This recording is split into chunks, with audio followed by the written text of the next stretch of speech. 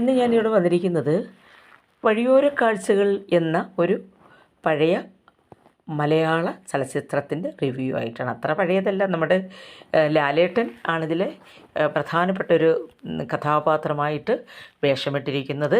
ഇതിൻ്റെ സംവിധാനം തമ്പി കണ്ണന്താനം. മോഹൻലാൽ, രതീഷ്, അംബിക,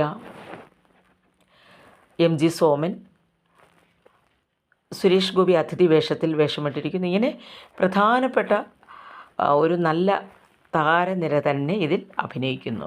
ഇതിലെല്ലാവരുടെയും അഭിനയം വളരെ മികച്ചതാണ്.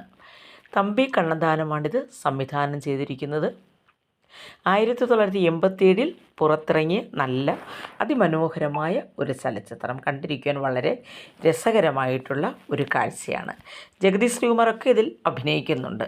അപ്പോൾ ഇതിൻ്റെ ആദ്യ രംഗത്താണ് അദ്ദേഹം അഭിനയിക്കുന്നത്. കുട്ടികളുമായിട്ട് വരുന്ന യാത്രയിൽ പൈസ നഷ്ടപ്പെടുകയും അന്നേരം അവിടെ ഒരു പാട്ടുപാടി അവർ പൈസ സമ്പാദിക്കുന്നതൊക്കെ കാണുന്നൊരു നല്ല സസ്പെൻസ്, കോമഡി, എൻ്റർടൈൻമെൻ്റ് ഒക്കെ ഉള്ളൊരു ചിത്രമാണ്. എന്നാൽ നല്ല ഒരു കുടുംബകഥ, പ്രത്യേകിച്ച് ഭാര്യ ഭർത്താവ് ബന്ധത്തിൻ്റെ ഒരു നല്ല തനിമയാർജിക്കുന്ന കഥ പറയുന്ന ഒരു പിക്ചറാണിത്.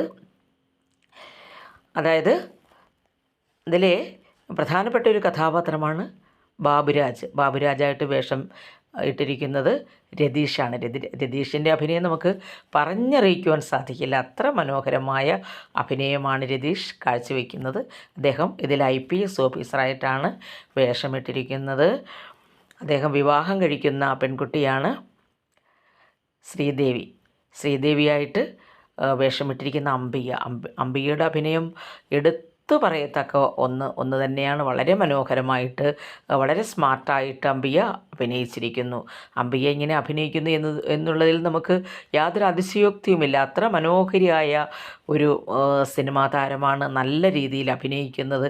എത്ര കണ്ടാലും അംബികയുടെ അഭിനയത്തെ നമുക്ക് മടുക്കുകയില്ല. അത്ര നല്ല ഒരു താരനിര. ഇവർ മൂന്നുപേരും, രതീഷ്, അംബിക, മോഹൻലാൽ രാഘവൻ എന്ന ഒരു ലോറി ഡ്രൈവറായിട്ടാണ് വേഷം ചെയ്തിരിക്കുന്നത്.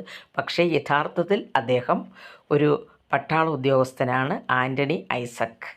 അദ്ദേഹത്തിൻ്റെ ഭാര്യയെ കൊന്ന കേസിൽ അദ്ദേഹം തടവ് ചാടിയിരിക്കുകയാണ്. പോലീസ് അന്വേഷിക്കുന്ന ഒരു കൊലയാളി കൂടിയായിട്ടാണ് രാഘവൻ അഭിനയിക്കുന്നത്. രാഘവൻ അല്ലെങ്കിൽ ആൻ്റണി ഐസക്. അപ്പം അതിൻ്റെ കൊലയ്ക്കുള്ള കാരണം ബാബുരാജിൻ്റെ സഹോദരൻ അശോകനായിട്ട് വേഷമിട്ടിരിക്കുന്നത് സുരേഷ് ഗോപി. യഥാർത്ഥ വില്ലൻ ഇതിൽ സുരേഷ് ഗോപി തന്നെയാണ്. അപ്പോൾ അങ്ങനെ കഥ പോകുന്നു. ഇതിലൊരു ആക്സിഡൻറ്റിൽപ്പെട്ട് ബാബുരാജ് ശരീരം തളർന്ന് കിടക്കുന്നു. ഭാര്യ അദ്ദേഹത്തെ വളരെയധികം ശുശ്രൂഷിക്കുന്നു. ഹണിമൂൺ സമയത്ത് തന്നെയാണ് അദ്ദേഹത്തിന് ആക്സിഡൻറ്റ് സംഭവിക്കുന്നത്.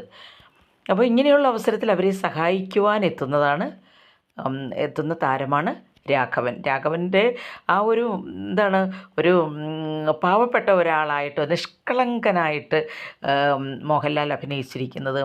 പല പടങ്ങളിലും അദ്ദേഹം ഇങ്ങനെ തന്നെ ഇതേപോലെ വളരെ നിഷ്കളങ്കനായിട്ട് അദ്ദേഹം അഭിനയിക്കുന്നുണ്ട്. അദ്ദേഹത്തിൻ്റെ ആ അഭിനയം എനിക്ക് തോന്നുന്നത് ഏറ്റവും മികച്ച ഒരു അഭിനയമാണ്. അങ്ങനെ മോഹൻലാലിന് മാത്രമേ അങ്ങനെ അഭിനയിക്കുവാൻ യഥാർത്ഥത്തിൽ പറ്റുകയുള്ളൂ എന്നാണ് എൻ്റെ ഒരു വിലയിരുത്തൽ. അത്ര മനോഹരമായിട്ടാണ് ഇതിലെ ഓരോ രംഗങ്ങളും കൊണ്ടുപോയിരിക്കുന്നത്.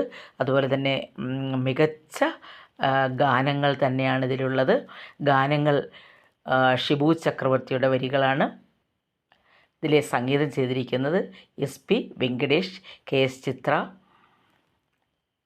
P ജയചന്ദ്രൻ തുടങ്ങിയ ഗായകർ ഇതിൽ ഗാനങ്ങൾ ആലപിക്കുന്നു. എന്തുകൊണ്ടും നമുക്ക് വീണ്ടും വീണ്ടും കാണുവാൻ തോന്നുന്ന ഒരു മലയാള ചലച്ചിത്രമാണ് വഴിയോര കാഴ്ചകൾ. ഒട്ടും മടുക്കുകയില്ല.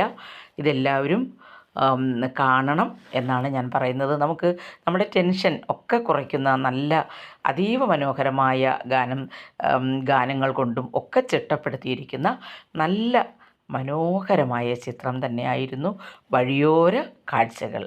ആ പേരിന് അന്വർത്ഥമാക്കുന്ന സിനിമയാണ് ഇത്. Thank you.